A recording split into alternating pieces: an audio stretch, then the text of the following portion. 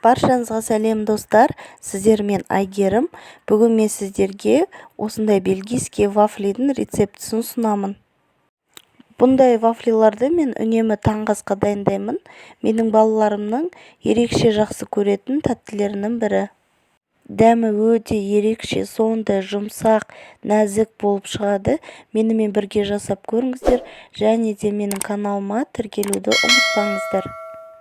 Олай болса, вафлиларымызды жасап бастайық.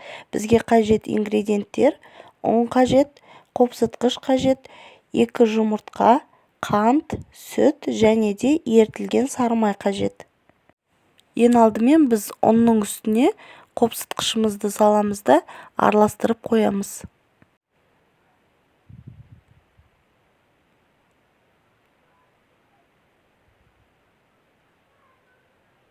Одан кейін біз осындай бір ыдысқа 2 жұмыртқаны саламыз, оның үстіне қантымызды қосамыз да жақсылап араластырамыз.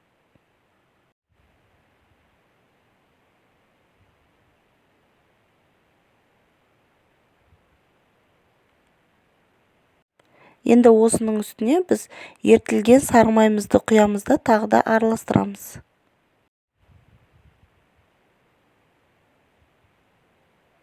Ендігі кезекте біз бөлме температурасында тұрған сүтті қосамыз.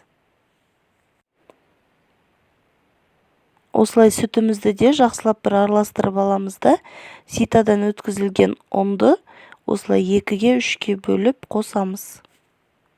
Ұнымыз бен қопсытқышымызды бірден қоса салмаймыз, осылай 2-ге 3-ке бөліп қосқан дұрыс. Біздің массамыздың ішінде ұнымыз комок болып қалмау керек, яғни түйіршіктер болып қалмау керек. Сол себептен ұнымызды салғаннан кейін қатты араластырамыз.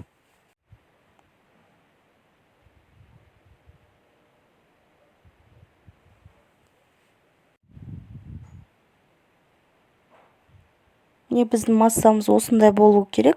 Ішінде ешқандай комоктар жоқ.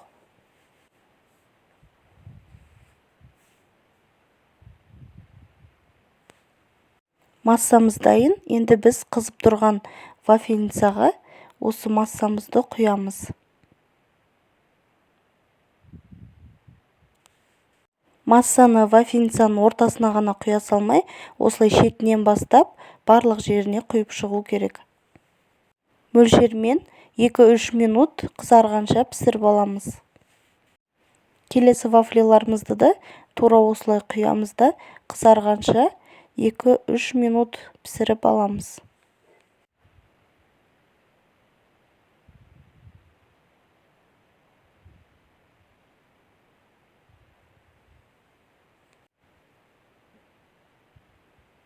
Міне келесі вафлиларымыз да пісті. Енді барлық вафлиларымызды тура осы видеодағыдай пісіріп аламыз.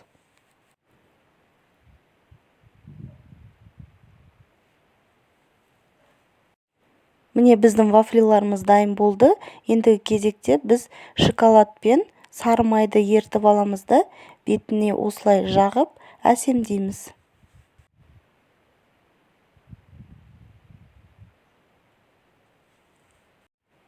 Дайын болған вафлиларды осындай жеміс-жидектермен де әсемдеуге болады. Міне біздің вафлиларымыз өте әдемі болып шықты.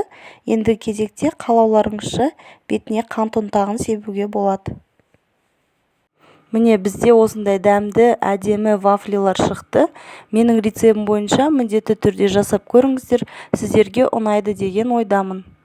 Ал егерде рецепттерім ұнап жатса, каналыма тіркеліп, лайк басып, комментарийда пікірлеріңізбен бөлісіп қойыңыздар.